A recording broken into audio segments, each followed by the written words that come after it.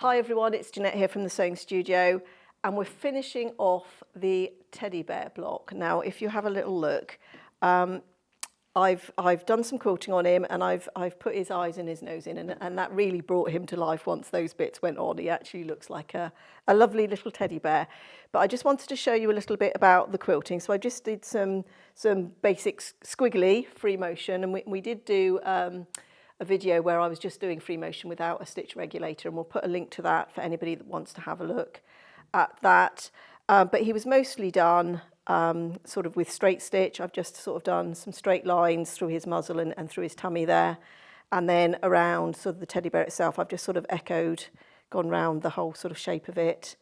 And then round the ears, I just did straight stitch. And then even in the bow tie, I used a straight stitch, but just sort of made it a bit sort of curved to give it that sort of bow tie shape. So if I just sort of put it under the close-up there a little bit, we may be able to get a little bit more of a close-up on what I've done there for the quilting.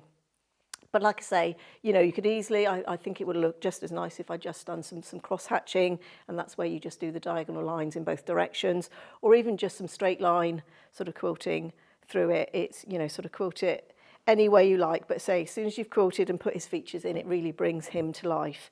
So just a reminder, this is a block that we did from the Pam and Nicky Lintott books, which is actually in 2 of their books, and we decided we were going to turn it into a reading cushion. So that's what I've been working on. I've added some border strips and some cornerstones, and these were just in the same fun colour as the bow tie, just to bring some of that colour from the centre out into the outside, sorry. And then these border strips were 2.5 inches wide. And the whole thing itself now measures 20.5 inches. So that's what we're going to do for the cushion. I've made the back. I'll talk you through the measurements for the back in a moment. But the first thing I'm going to do is, because we're going to do a zip insertion on this to put it together, because we gave ourselves a bit of a problem here. I know Katrina's done a reading cushion tutorial, and she put the pocket for the reading cushion on the front, but of course we've got our lovely teddy bear, so we needed to put our pocket on the back, but of course that now inhibits us for what closures we can do on it. Now you could, if the zip thing isn't your thing, or if it scares you, or if you don't want to go into all that faff, I'm going to call it, because this is a little bit more of a challenging zip insertion, you could just sew around 3 of the sides and leave a gap big enough for the pad to go in, and then just close that gap so you've got a completely sealed cushion. But I'm going to do a zip insertion because, you know, if this was a child's quilt, it's more than likely to be going in and out of the wash. So I want to be able to sort of remove the cushion pad and take it through the wash. So you'll see what I've done here is I've just sort of finished the edge, because I'm actually going to put the zip in the bottom, which can make it a little bit trickier because there are sort of lots of layers there. But for me, that's going to be the most hidden place for it. You could put your zip in the top, but I think it's actually going to sort of spoil the eye line of the cushion a little bit. It will distort the shape a little bit. So I'm opting to put it into the bottom. So that's made a tricky zip insertion even more tricky. So fingers crossed. This zip insertion doesn't always go right for me at home first time. So moment of bravery, but we're going to give it a go and just sort of see what happens. But the first thing I want to do on this is just do that finishing stitch. Now basically it's your sewing machine's version of an overlocking stitch, and I've shown it before, but I saw in the comments a few people went, oh, I've not seen that before, oh, I think I've got that foot and that stitch, I now know what that's for. So I thought I'd show it again, because I know we've always got new viewers and we've always got new quilters with us. So we'll do that, and that's just going to help finish that edge and keep those bits together. Now the other thing just to say, before I got onto that, now I normally put a lining on the back of the cushion to hide all the inner workings, but actually this one's not looking too bad, and I didn't want to add another layer for the zip to go in, so I'm just left it as the fleece and all the wadding and the batting and the outside block. So I'm not going to line the front of this one, but I am going to finish that edge before we put the zip in. So let's just quickly go and do that. Now we've got our 1/4 inch foot on, so what I need to do is just change that one out for this foot.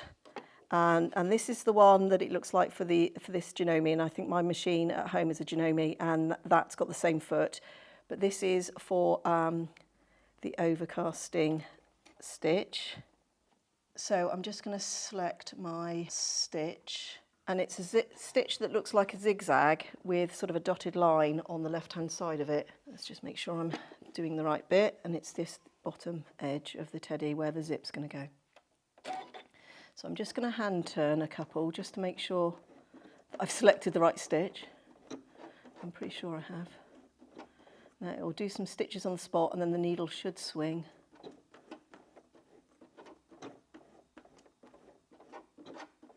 Yeah, there it goes. Yeah, that's the one.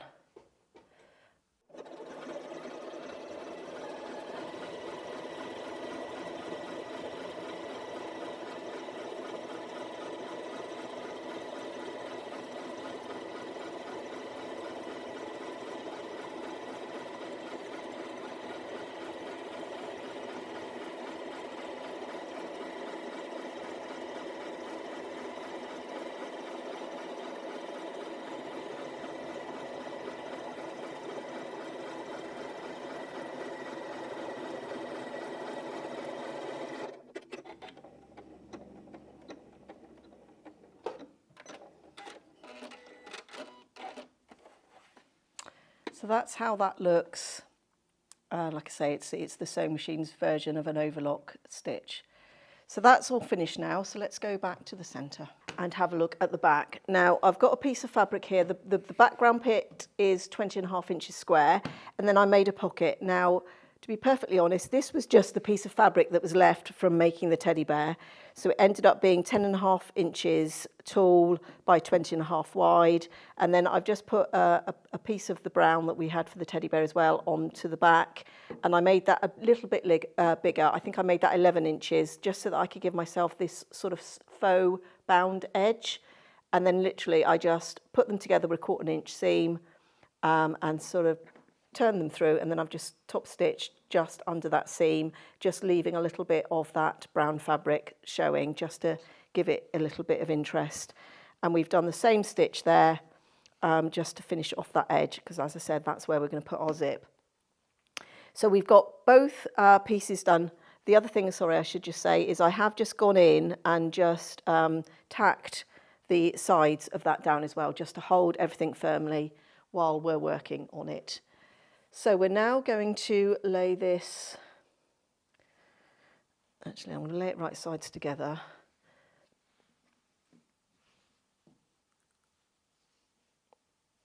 Now my back might be slightly bigger than my front. I quite often do that just to give myself a little bit of wiggle room, because we can always trim afterwards.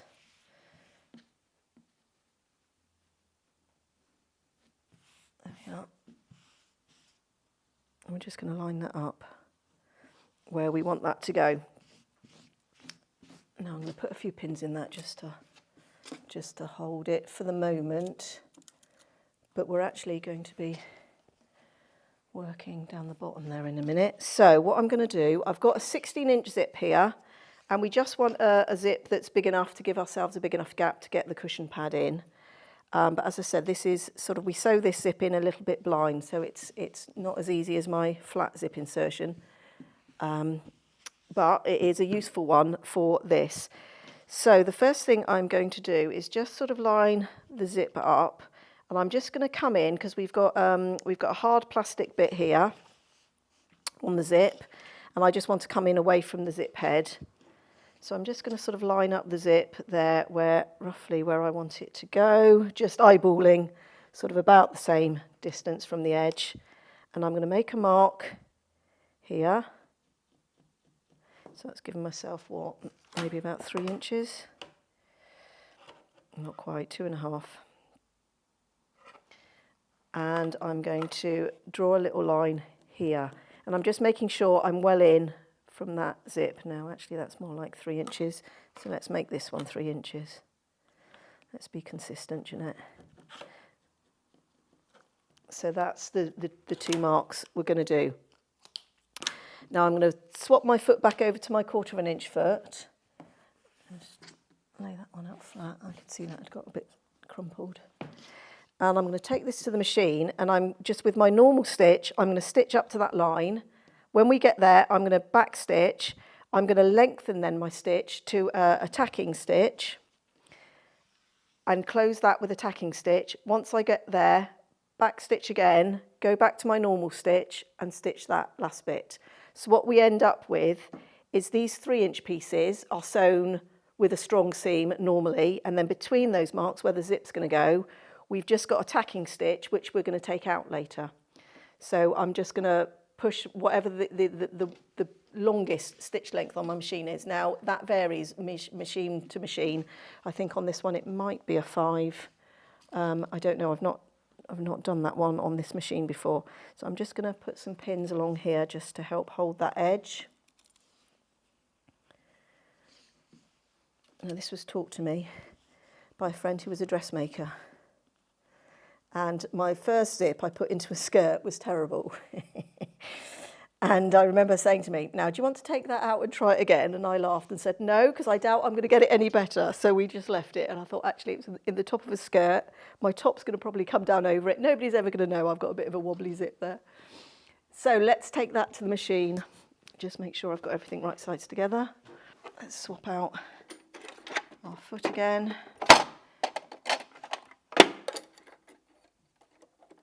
Back to our 1/4 inch. Now the stitch length, because I'm going through a few layers here, I'm going to put it on a 2.4.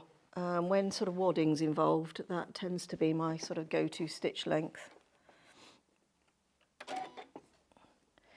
So I am going to reverse at the beginning.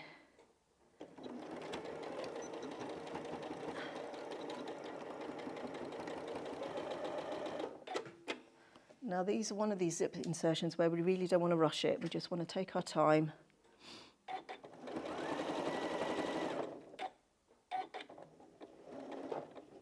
I've got to my mark. I'm going to back tack, come forward again. And now I'm going to increase my stitch length to as high as it will go. Yep, 5 on this machine.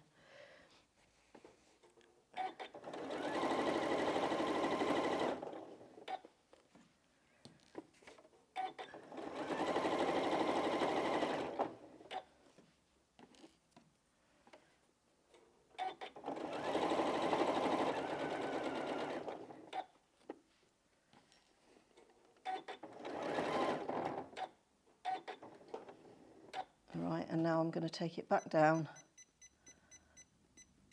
to my 2.4, and then I'm going to back stitch. We want it nice and strong there.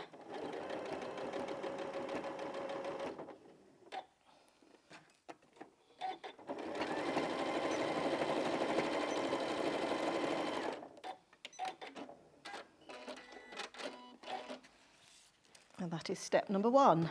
So if I turn it around that side, you'll be able to see we've got our small stitches there, and then they go into our tacking stitch, and then it goes to our small stitch again there.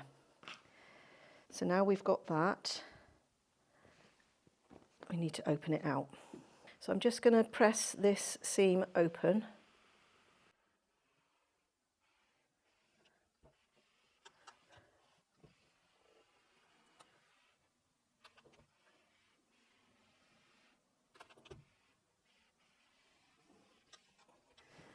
As I said, if you didn't want to be working with this bulk, you could definitely put the zip in the top of the cushion, or, like I say, not do the zip at all.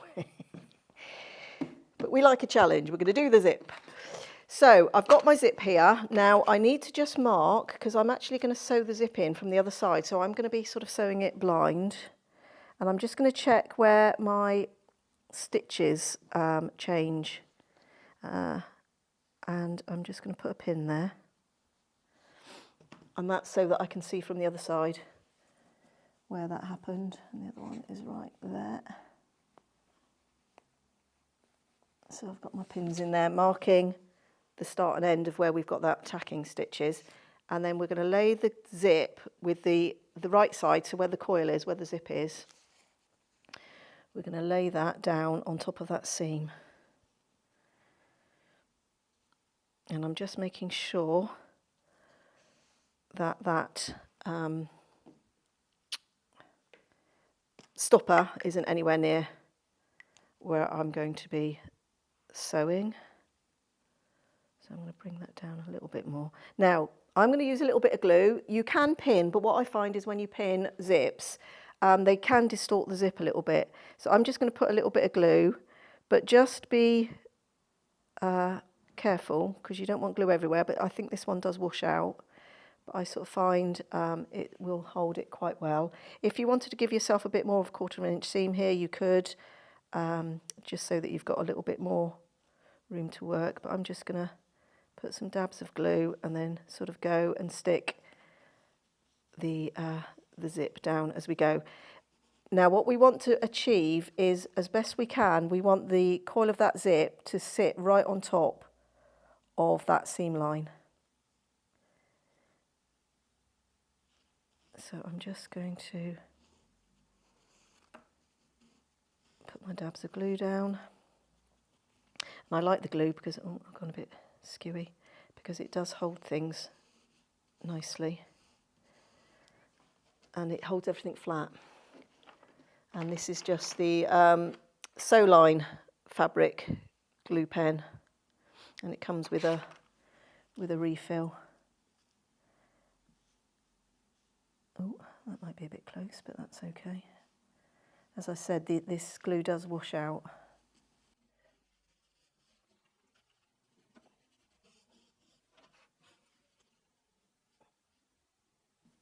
But I'm putting it on the fabric, so hopefully when we open up this zip in a minute, it's not going to show. Now, one last thing we need to do is just bring that zip head in from the end. No, maybe not quite that much, Jeanette, but I'm just going to give myself a bit of room to work.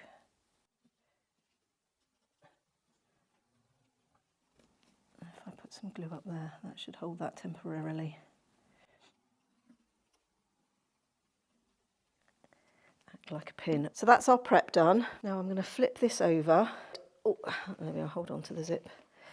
So I'm going to try and get it a bit under the close-up. So you can sort of feel that the coil of the zip is there and the seam is right on top of it. And like I say, you'll feel it more than you see it. And I'm actually going to sew from this side. So, and we've got our markers. Now I'm going to take the pins out because I don't like sewing over pins. They shouldn't be anywhere near, but I'm just going to make myself a little mark with my friction pen instead. So we're now going to take it to the machine and I'm going to sew. Now I'm going to start here because that means we can get sort of most of the zip in before we have to start moving the zip head to get the zip head out of the way. So I'm going to start somewhere over here. I'm going to change to my zipper foot and we're just going to stitch a box all the way around, coming across where we've got that red mark and then the other side of the zip. We'll need to move the zip head, then we'll sew across where we've got that mark and then go back to where we started. So let's go and do that. So I've got my zipper foot on. I've started close-ish to where the head of that zip is. And as I said, now all I'm going to keep doing as I'm sewing is just checking that zip, the coil of the zip is still under that seam. And like I say, this is where it gets a bit tricky because we're sewing blind.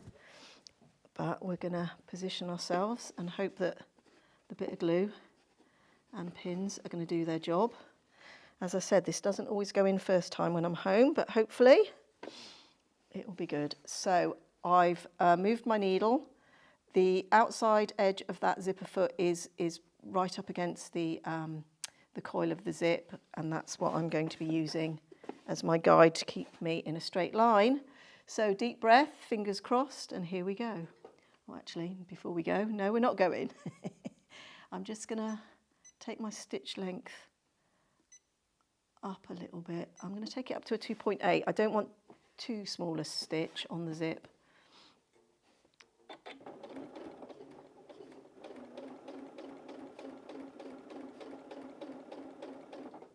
Now just go nice and slow, and like I say, and as I'm going, I'm just checking that everything is still lined up.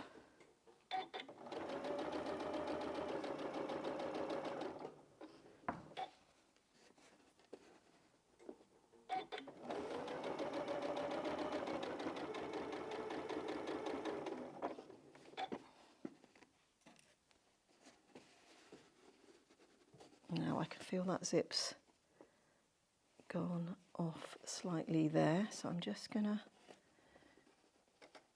reposition so that I'm happy.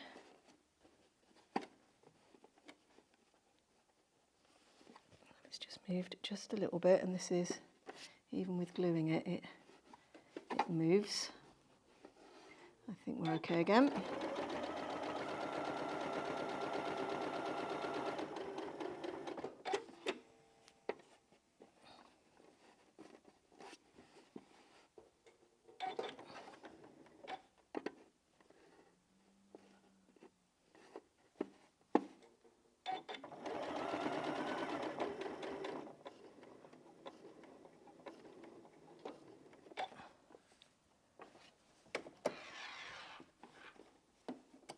Now I'm just going to hand turn this a bit.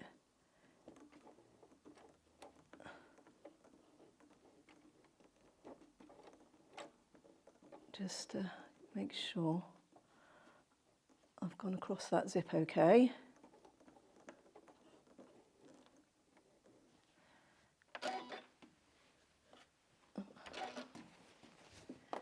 And then we're going to come back.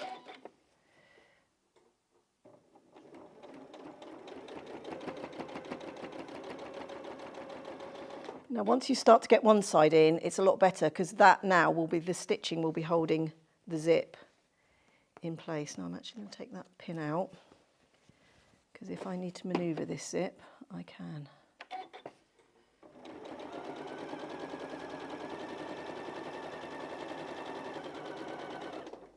And I can still feel that coil is where it needs to be.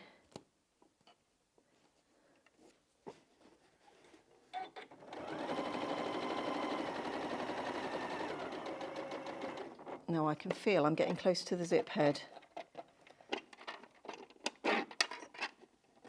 So what I'm actually going to do is come up a little bit further, and then we'll move that zip head out of the way.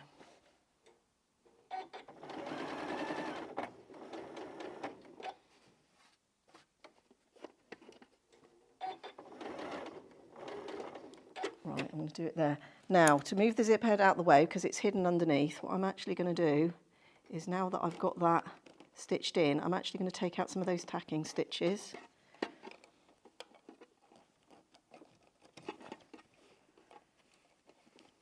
And this is why I like to sew it from the top. Some people sew it from underneath, but this way I find you can move the zip head a little bit easier, she said. There we are, we can get that down out of the way. Now, but what we have to just watch here now is, because our zip is loose, as it were, so I'm just going to manually, underneath, hold those two bits of the zip as best I can together until we get to our point where we want to pivot, and I'm holding that zip. Now I can close that a bit, and then we're going to come across, and I'm just going to gently, now I can feel that that zip has moved, so let me just back stitch a minute. I can just feel that that second bit had swung out, so I'm just going to put it back to where it should be and then come forward again.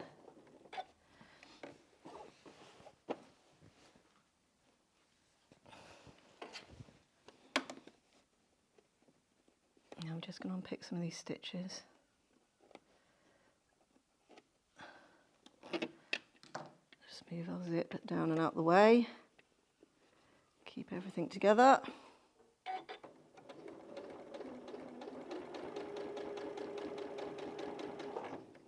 And then when I feel I've got enough room to put the zip back, we can.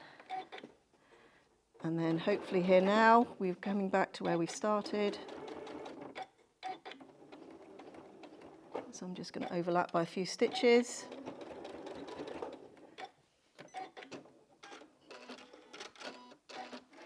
There we are. So should we have a look how we did? I'm going to just check the back first. Yeah, that's looking like it's pretty flat. There we are, buried my seam ripper. So now gently just go in and take out those tacking stitches. Actually, but just be careful you don't slit a hole in your fabrics. Ask me how I know that one. I say it's not for the faint-hearted, but it is possible. But you do get a nice sort of hidden zip.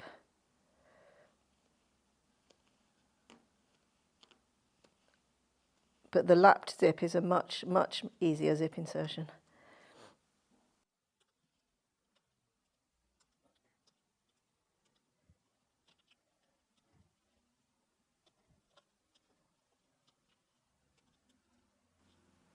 But I think we've got the zip in. It's looking like it's worked. Where's my line? Down there.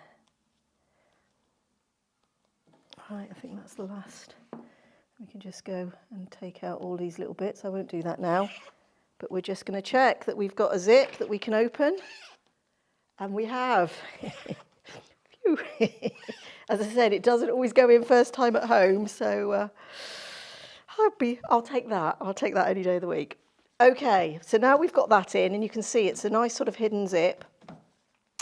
But like I say, if you did have that on top of the cushion, it does sort of poke up more. But, you know, at the end of the day, it's not too bad. But now we've got that in, we can just go round. Now, if you've got an overlocker or a serger, you can put it through that, which is how I'd probably do it at home. But what I think I'm going to do is go round with our 1/4 inch seams all the way round, and then do that overcasting stitch, because then I can finish it on the machine here while I'm here today. So not take too much homework home.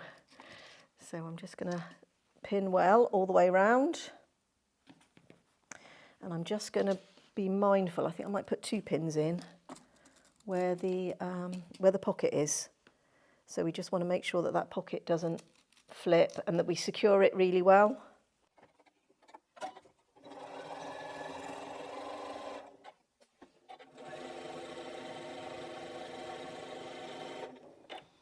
Now I've got this on slightly wider than 1/4 inch. It's just a generous 1/4 inch, I'm going to call it.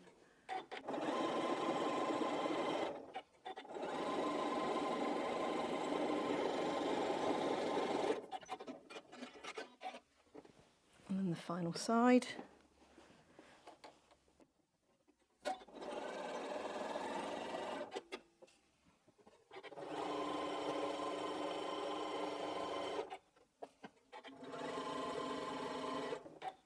And that's my double pins again to remind me this is where we've got the pocket.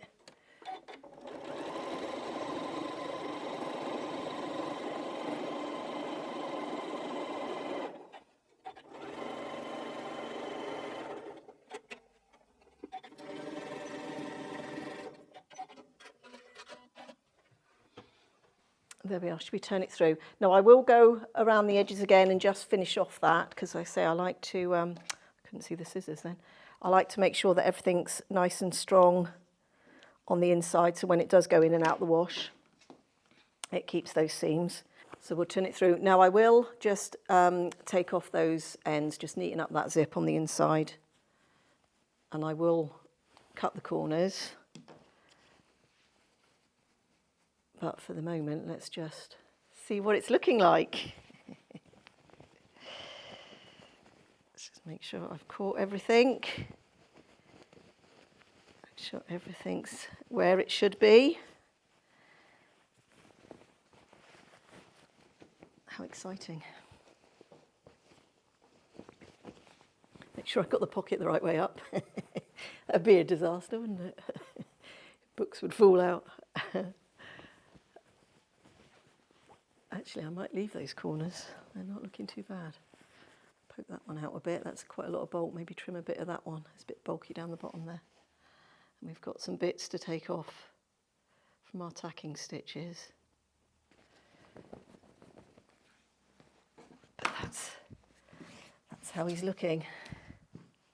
Now I will just say as well, because this is quite a big cushion, I did put a line of stitching there so that I've got sort of a smaller pocket that you perhaps put, you know, a little snack or something in, or a bottle of drink, and then a sort of a bigger pocket. I felt it was a bit too loose as one giant pocket.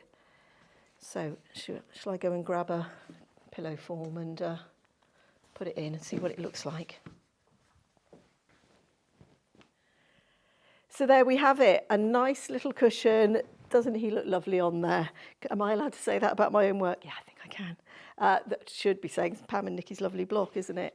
And then we've got our pocket on the back. We've got a zip closure so we can get in and out, remove the pad, wash the cushion, put it back on, or swap it out for a different one. But we've got the two pockets there, one for a book, one for a little bottle of drink or a little snack or something. So there's our teddy bear reading cushion. So I hope you give it a go. Like I say, the zip is a little bit trickier. I don't always get it right first time, but it's definitely worth the extra effort in my book. But if you don't want to do that, as I said, you can just leave yourself a nice big gap, put your cushion pad in, and then just close up that gap so you just have a sealed cushion. I mean, nowadays the cushion pads are washable, so you can just throw the whole thing in the washing machine if you'd prefer. So I hope you give it a go. If you do, please share your photos with us on any of our social media platforms. And if you've liked this video, please like, comment, share, subscribe, all of those wonderful things. Thank you for your time today, and I hope you'll join me again here next time in the sewing studio. Would you like to be the first to hear about new launches, incredible deals of the week, best offers and news from the sewing studio? Or join our community of sewers by signing up to receive our newsletters, straight from our team of sewers and quilters. We promise to keep them fun, useful and informative, and we might even pop in some surprises from time to time. So visit our website and sign up today.